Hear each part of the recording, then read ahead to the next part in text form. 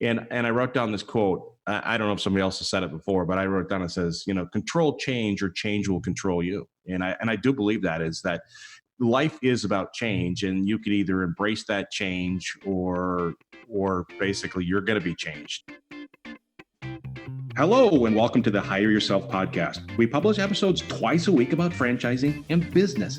Each Monday, we'll release a 30-minute episode where we dive deep into a topic. Thursdays are our shorter, lighter episodes where we will discuss things like business resources or topics of personal growth. I am one of your hosts, Pete Gilfillan, and I'm joined with my business partner, Nat Truitt. And together we have every experience in business and franchise ownership. We have worked hard over the years to realize our dreams and control our own destinies. Our experience will help you become a better business owner and franchisee so that you can live life on your own terms. All right, Nat, I thought we'd talk about something that's it came up the other day, and I thought, wow, this is a perfect thing for us to talk about. I was working with this candidate, and this candidate was interested in exploring and investing in a franchise. And we went through the whole process of figuring out what they're looking for and what they wanted within the franchise. And we actually found 4 franchises, started doing the investigation, goes through, I'm telling you, 75 days of due diligence, looking at them really hard, narrows it down to the one franchise concept. And the franchisor liked them, they liked the franchise company, and it was time to make a decision. And that's when the fear hit. And that's what I thought we'd talk about today is fear. Fear is a big part of this whole thing. At any time you have change, there's fear, and there's good fear and bad fear. So I thought we'd talk about that today. Sound good? Yeah, that does sound good. I know I definitely run into a lot of guys, and myself included, that have fear when you're trying to make a big life change and all that. Yeah, right. And fear, there's nothing the matter with fear. Everybody has fear. It's just how you deal with that fear. And I thought that's the most important part of the things. And I was reading something the other day, and they had fear outlined as false evidence appearing real. And I thought, oh, that's pretty cool, right? So hey, let me do a quick Google search, and I'll pull up a graphic and put that on the podcast. Yeah, yes, you're great about that. So please do. Let's talk a little bit about fear from the standpoint is that, fear of change is a big one, right? And this idea, when I was a corporate executive and thinking about leaving, taking a package, there was a lot of fear associated with that because you're comfortable in that corporate role. I'm sure you see that a lot with candidates you work with, is that fear of change, leaving what is comfortable for them. Yeah, that's totally true. I think some guys have kind of exercised those muscles a little bit more because, at corporate, kind of like yourself, even with all those relocations, you kind of get used to like, oh, okay, let's pack everything into the semi and go to another state. I always like to say that past performance is a good indicator of future performance. So I think a lot of times, if you've been successful doing all these things in your life, that's kind of how I help walk guys through this change. If you've been successful, a lot of times you'll figure it out. I'm pretty confident. Yeah, but I think that success also breeds comfort, right? Where, that's totally true. And the older I get, the more comfortable I've gotten. Right. My wife and I moved like 2.5 years ago, and I'm like, oh, I'm never moving again. Yeah, and it happens with jobs and stuff like that. I was thinking about this as we prepared for our conversation this morning, and I wrote down this quote. I don't know if somebody else has said it before, but I wrote down, it says, control change or change will control you. And I do believe that is that life is about change, and you could either embrace that change or basically you're going to be changed. And I think a lot about our last podcast, we talked about this idea of people in their 50s, right? They have a target on their back when it comes to their jobs. Yeah. What was it? 50% of people in their 50s get pushed out of their job before they're ready to retire. And then what was the second stat? The second stat was, of the 50% that get pushed out, only 10% of them get back to their original corporate level income, right? So that's change coming your way. You get thrown into career transition, and you can either be prepared for that or not, but change is coming. Yeah, I think you can either be paralyzed by all these statistics, or you can be proactive and try to make it like a healthy fear and use it for motivation to get yourself in gear and start figuring some plan B and C and D, figure some alternative paths, right? Yeah, and I think the important thing, and one of the things that I talk to people is when they have that fear, let's get it on the table. Let's talk about it. Like the guy that I told you about that ultimately didn't invest in a franchise. I think this idea that they were all tied up in with the fear, and we tried to talk through, and I couldn't get them past the fear. But if you really work on it and communicate about it, sometimes you can work through that fear, and that's healthy to work through fear. Yeah. I read a book a long time ago. It was called Feel the Fear and Do It Anyways. I think that's what it was called. But even just that little tagline is kind of inspiring. You're going to feel it. Your monkey brain, is going to try to avoid it. But sometimes you just have to feel it and push through and do it anyways and try to get to the other side. Yeah, and I think that's the second type of fear is like the fear of failure, right? What if I do Yeah. this and it doesn't work out? I'm not successful. I think you kind of touched on it earlier that past performance a lot of times indicates future performance, but the idea is that people get all hung up on is what if this doesn't work? Yeah, the great thing about franchising is there's so many research tools available for all of us. It's heavily regulated by the Federal Trade Commission. Every franchise has to file a disclosure document every year. So there's numbers in there. There's an addendum that has a list of all the owners, past and present. So there's just a lot of tools. So I think by doing research and getting more information, a lot of times that kind of helps you be able to manage the fear a little bit better too. Yeah, I think it's a lot of times mitigating that failure or the potential of failure, where Mhm. you've got that proven system, the systems, the processes, the procedures, the brand, all that kind of stuff that allows you to make less mistakes or not fail as Yeah, much. I kind of like that, knowledge is power concept, right? So the more information you can get, the more homework you can do, the more power, empowered you'll be. I think the other thing that, I'm sure you tell your guys too, is that you're never going to have 100% of the information. So at some point, there's always going to be that little, leap of faith, if you will, kind of when you make that decision. Yeah, I use the analogy that, you're going to gather information. You're going to get 60, 70, 80, 90% data. You're never getting 100%. That's just the way Yeah. it works.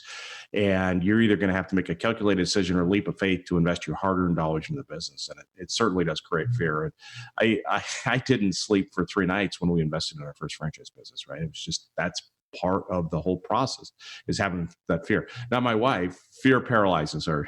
If we didn't have to make any changes, that would be really good. But ultimately, I'd explained to her that we have to make a change. We have to go do something, and let's make an informed decision. We went through our process of due diligence and the investigation process, but ultimately, we had to make that leap of faith or that calculated decision to invest in the Was your franchise. wife kind of worried about losing, your guys' life savings at that point, or what was she Yeah, thinking?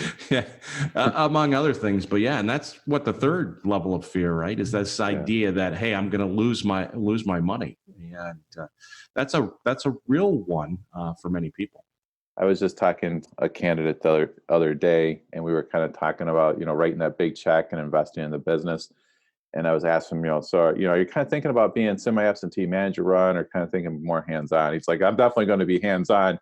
If I'm writing that kind of check, I'm going to be there and kind of babysitting that investment to make sure it's successful. So I Yeah. think, it's good to have choices and good to have options. And there's a lot of flexibility in the franchise world. Well, and I explain to people, a lot of people will use their 401k in a compliant way through the ROPS program. They'll invest their retirement funds into a business. And I say, okay, a lot of times your money that's in a retirement account, a fund manager's watching over it, right? Right. In New York, they're making lots of money, all that kind of stuff. When you take your retirement dollars and you invest in your business, it's like having your money under your pillow. You are in control of your money. You are engaged with your money every day. And to me, that seems safer that I'm in control of my money opposed to some fund manager that really doesn't care about me in New York. I'm sure they do care about you, but you know what I mean?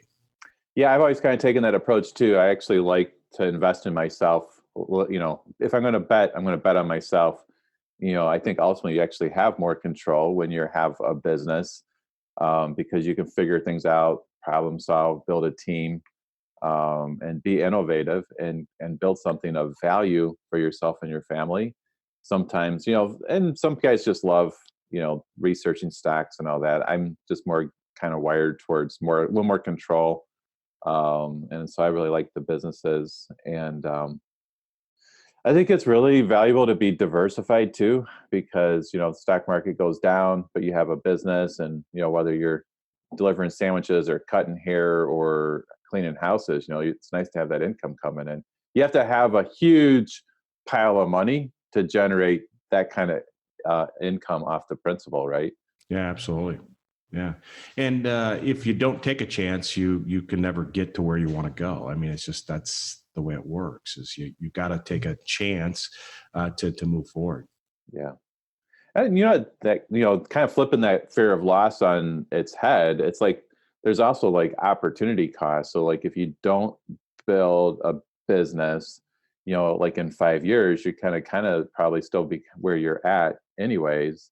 But if you take like a dual path, or you do something new and build an asset, then you change the trajectory of your life. It's like that compound effect we were talking about a couple of weeks ago. I wish we Um, had that graphic of how the people grow. So from that standpoint, Picture says 1,000 words, Pete. Absolutely. And I think the fear also is people have fear of instability, right? A corporate job is stable, or what they perceive to be stable. And the idea is that from a business, you're in control, but there is that sense of concern that you're walking away from what would be a stability of a corporation to do this. And this can disrupt your family, right? Is starting a business is a lot of hard work, and being thrown through a transition can disrupt your family too. But the idea is that there is always fear of instability when it comes to family. Yeah. I think it's just part of the process is evaluating all these things. I was meeting with actually a buddy of mine the other day, because I think a lot of people are kind of envious that I'm an entrepreneur and have my own businesses and all that. And he has young kids in school, and he coaches every kids thing, and he's always everywhere for school, volunteering at school and all that. And he was like, "Oh, I want to start a business." And I was kind of like, well, time out. You actually have it pretty good right now. You have this nice corporate income. You've got benefits. You could do all this, so much time freedom and everything. You might, just want to wait till your kids are a little bit older. We'll edit that out. I think it was the opposite for me, right? So I was in the corporate world, crazy travel, gone 5-6 days a week, not around my kids for their sporting events or activities. And when I invested in the business, it was a lot of hard work, and I probably worked as much, if not more. But the idea is I was in control. I could be, from that standpoint. Now, I have to tell you, when we invested in the business, my wife did not want us to. She wanted me to take another corporate job, and I finally had to convince her we've got to go do something, and we got to take this chance. And I know it's scary, or she had fear, but this idea is we got to go do our own thing. And for the first 6 months, I'm not kidding you, every day she'd walk into my office, "Hey, are we going to make it?" I'm like, you're killing me here. But the idea is that she had to kind of work through it her way to get through that fear, that concern, the instability. For me, I knew I was in control. If I worked hard, be successful, follow the system, I had a very good chance of success. Yeah, and I love that story about you setting up like that 2 bucket concept of the different buckets of money to kind of help create a little more stability with your family. You want to tell The us a little bit 2 bucket about strategy. that? Yeah. Right. So I had to convince her we're going to do this, but she was worried. We had 4 young kids that our kids are going to be homeless. We won't be able to feed them. Simple things that we have to pay our mortgage. Can you believe that? And so I did. I create the bucket of, hey, this is what we have to invest in the business in terms of capital. And then here's another bucket where we have some money set aside to pay the mortgage, to feed the kids and clothe the kids and all this kind of stuff. So she could see that we had enough money to cover our living expenses. Now, to me, I looked at the 2 buckets as one big bucket, because that allowed us to have that freedom to finally escape the corporate world. But the 2 bucket strategy, brings back it's all about memories. Perspective, So she knew that her Starbucks money was not going to run out for a long time. It's okay. I could go to Starbucks. I go to Starbucks to get my iced tea. So I think the idea is that any big change in your life, anything that you want to achieve, there's going to be fear, and you can either work through that fear or you can be, frozen with that. And anytime you're making this big decision is you really want to get all the cards on the table and kind of work through it, opposed to not making a decision. Because Nat, you probably see people where they can't make a decision. They get so hung up in fear that ultimately they just force somebody else to make the decision for them. Yeah. I think that fear is the false evidence is appearing real. I think that really is, true. And you just have to figure out a way to work through it. You either, could be proactive or reactive. The other thing I see so frequently is like the huge load off people's shoulders once they make that decision. Mm-hmm. It's so empowering, and then kind of get that fear in the rear view window, right? Or rear view mirror.